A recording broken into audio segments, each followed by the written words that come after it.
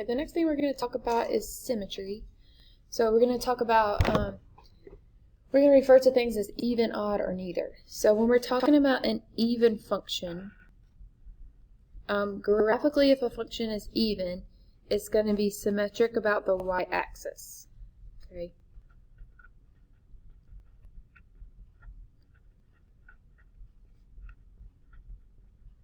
So if you notice here in this table, the y values are symmetric. Okay, so symmetric about the y-axis, the y values are symmetric. Now the part that we're going to be focusing on is the algebraic part. So how to tell if something is even function. You're going to plug in negative x for the function. When you plug it in, if you end up with the same function that you started with, then this is an even function. Okay, and I'm going to show you in a minute what that means with some actual examples, but for right now, no. If you were to plug in negative x, you would end up with the same function. Okay. So then we have functions that are neither. So neither even or nor odd. So if you look here, this they are going to be symmetric about the x-axis.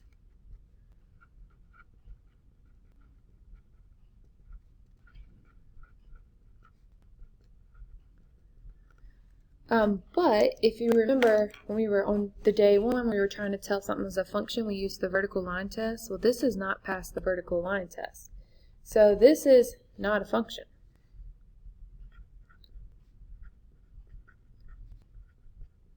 Okay, so from a table you can tell that the x values are symmetric here because it is symmetric about the x-axis. But because it's symmetric about the x-axis, it's not a function.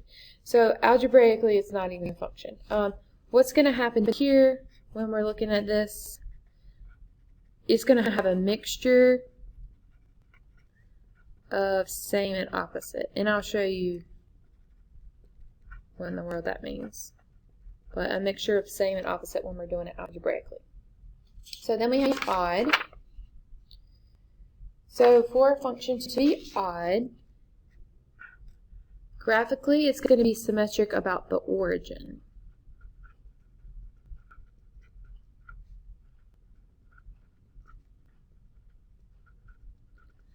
So symmetric about the origin, if you notice these just change sign here on the x and the y. So symmetric about the origin. Algebraically, you're going to still plug in a negative x, but when you plug in the negative x, you're going to get the opposite, that's the word I refer to, of your original, which just means there's going to be opposite signs. Okay, so it's going to be negative. Okay, so when you plug in the negative x, you end up with the original, but it has a negative. So here's how we're going to look at this. And we're just going to be looking at the algebra part, but if you were to graph, those properties of symmetry would be there. So we want to test if it's even, odd, or neither, and we want to show that algebraically with the test. So to do a test, you're going to plug in negative x. So that means everywhere there's an x, and sometimes there's more than one, you're going to plug in a negative x. I always write it in parentheses because you got to make sure that this goes with the exponent. So we're going to simplify this out. Nothing happens to the 3. Nothing happens to the 1. For the inside here, if you were to do a negative square, so negative to an even power, that becomes positive. So that negative is really going to go away. It's going to be x squared. So what you need to do is you need to look. Is this the same as what we started with? Yes, it's the same. So I like to write the word same. So this is, since it's same, remember we said that's going to be even. So it's going to be even. And that's because when we did g of negative x, it ended up being the same function that we started with. And that's your algebraic test. Okay, so taking a look at number 2, we're going to test it by plugging in the negative x.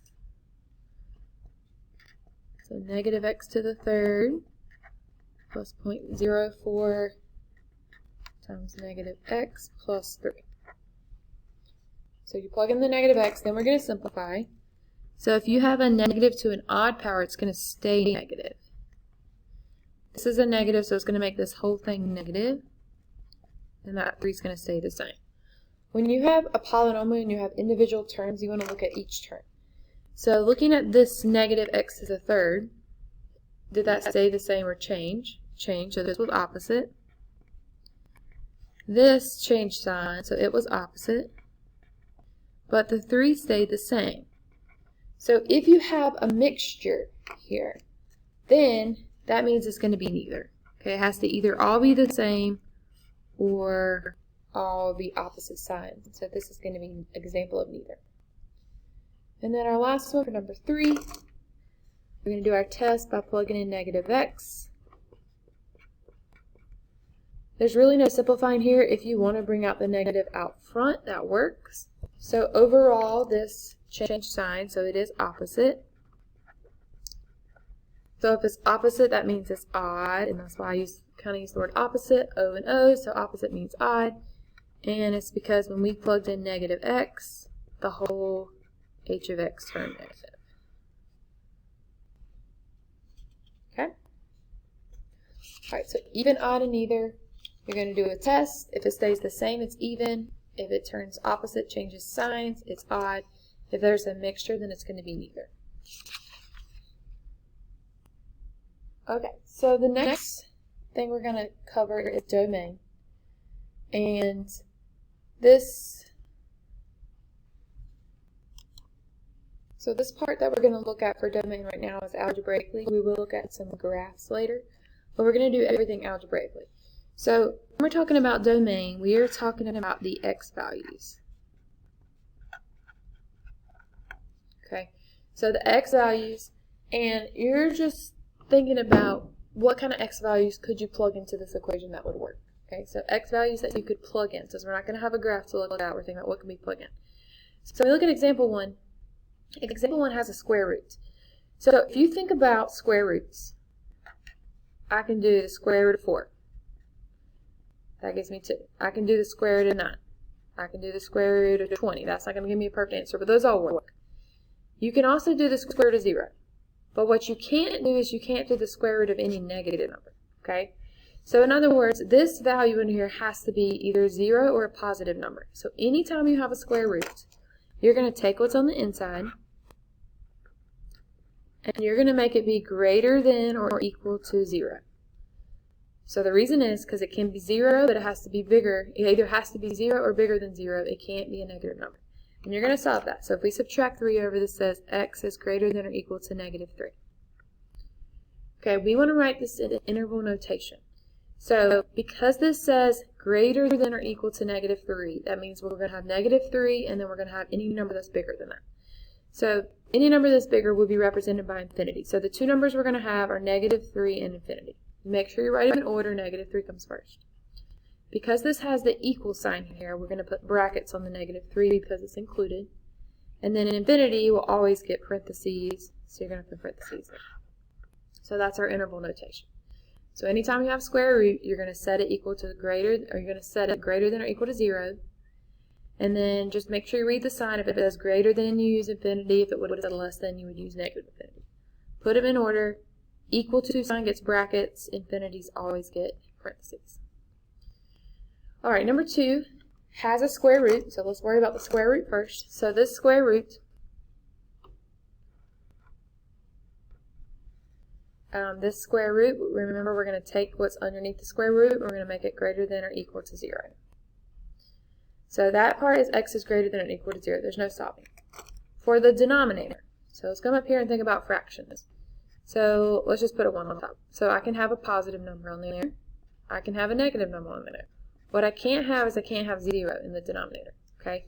So what you're going to do anytime you have something in the denominator, you're going to make the little equation be not equal to 0. So x cannot be equal to 5. Okay. So x cannot be equal to 5, and x has to be greater than or equal to 0. So you want to look, you're always going from left to right or smallest to greatest. So the smallest number is 0. So we're going to start with 0. 0 is going to get a bracket because it has the equal to. And then we're going to come to 5.